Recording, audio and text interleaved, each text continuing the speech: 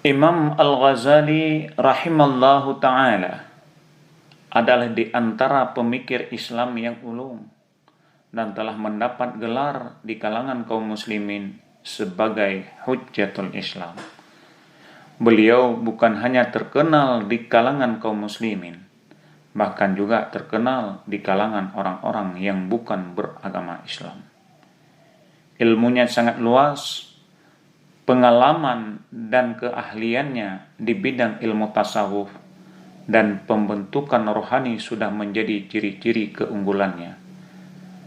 Sementara kitab Ihya Ulumuddin yang beliau tulis telah diakui kehebatan dan keagungannya oleh kawan dan lawan. Nama beliau Muhammad bin Muhammad Abu Amim Al-Ghazali At-Tusi. Beliau dilahirkan di kampung Ghazalah di kawasan Sus, sebuah daerah yang ada di utara Iran. Beliau dilahirkan dari keluarga yang miskin, tetapi sangat kuat beragama. Dan oleh karena orang tuanya meninggal dunia ketika Imam Al-Ghazali masih kecil, maka beliau terpaksa menghadapi bermacam-macam kesusahan dan cobaan. Namun, kesusahan dan getir pahit yang beliau alami di dalam usaha mencari ilmu di waktu kecil ini sangat banyak memberikan pengalaman kepada kehidupan beliau di masa tuanya. Pada mulanya, Imam Al-Ghazali rahimallahu ta'ala belajar agama di kampungnya dengan seorang ulama besar yang bernama Syekh Ahmad Al-Razzaqani. Kemudian beliau melanjutkan pendidikannya ke Khurasan dan berguru kepada Syekh Abu Nasir Al-Ismail rahimallahu ta'ala. Setelah itu beliau melanjutkan pelajarannya ke Naisabur dan memberikan penumpuan mengambil pelajaran daripada Imam Al-Haramain Al-Juwaini rahimallahu ta'ala. Oleh karena kesungguhannya dan kepandaiannya, sang guru Imam Haramain telah memberi gelar kepada beliau Bahrun Muhdith, yang artinya lautan ilmu yang tidak bertepi.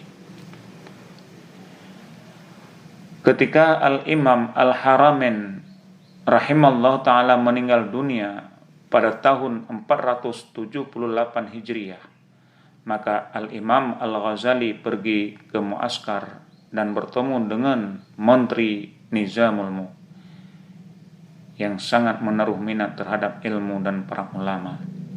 Setelah menteri atau wazir Nizamul mengetahui kepandaian Al-Imam Al-Ghazali rahimahullah ta'ala, beliau terus melantiknya sebagai mahaguru di Madrasah Nizamiyah Baghdad. Sedangkan Imam Al-Ghazali pada masa itu baru mencapai usia 34 tahun.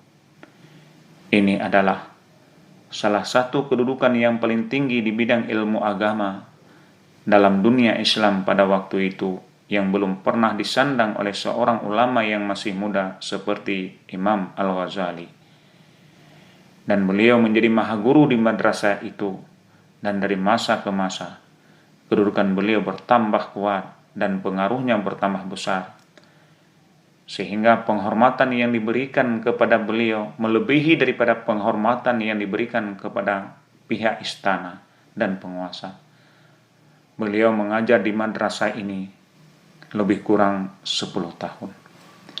Setelah itu, timbul niat di hati Imam Al-Ghazali rahimahullah ta'ala satu keinginan yang sangat mendesak untuk meninggalkan kedudukan yang tinggi itu.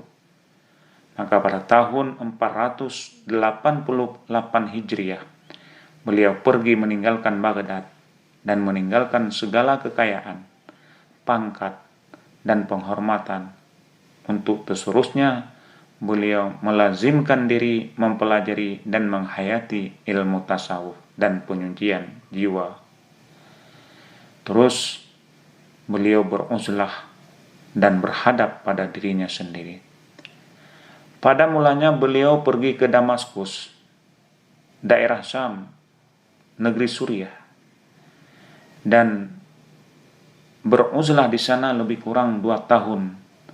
Kemudian lalu beliau pergi menunaikan ibadah ke Makkah Al-Mukarramah, dan beliau sempat berziarah ke makam Rasulullah Madinah Al-Munawwarah. Kemudian beliau pergi ke Syria dan beruzlah di Masjid Damaskus, yaitu Masjid Al-Jami' Al-Umawi.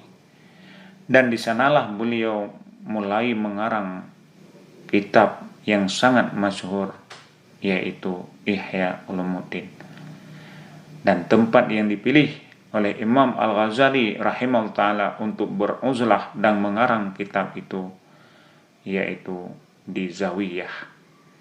Maka sekarang disebut Zawiyah Ghazaliyah, artinya sudut Imam Al-Ghazali, yaitu di sudut belakang sebuah kanan masjid tersebut. Setelah itu Al-Imam Al-Ghazali rahimallahu ta'ala pulang ke kampung. Daerah asalnya yaitu Tus, dan tinggal di sana lebih kurang 6 tahun. Dan pada tahun 499 Hijriah, beliau diminta oleh Fakhrul Mulk, anaknya Raja Menteri Nizamul Mulk, supaya beliau dapat mengajar di Madrasah Nizamiyah di Naisabur. Maka oleh karena itu Al-Imam Hujjatul Islam Al-Ghazali memandang bahwa beliau bukan hanya diciptakan untuk dirinya sendiri, tetapi juga untuk membimbing umatnya, yaitu masyarakatnya. Maka beliau bersedia memenuhi panggilan menterinya Fakhrul Mulk untuk mengajar di Madrasah Nizamiyah Naisabur itu. Maka pada tahun 500 Hijriah telah terjadi pembunuhan terhadap Fakhrul Mulk dan terjadi kekacauan di dalam negeri itu. Maka Al-Imam Al-Ghazali rahimahullah ta'ala memilih pulang ke kampung asalnya juga, yaitu Tus. Lalu beliau mengaraskan sebuah madrasah atau zawiyah, atau istilah sekarang yaitu pondok pesantren atau dayah, yang berhampiran dengan rumah kediamannya. Maka sejak saat itulah beliau hanya mengajar di situ dan menghabiskan umurnya dengan mengajar, mengarang, dan mendidik murid-murid yang datang mengaji di madrasah tersebut, sehingga beliau dipanggil oleh Allah Subhanahu wa ta'ala pada tahun 505 Hijriah, dan jenazahnya dikuburkan di Taboran Tus.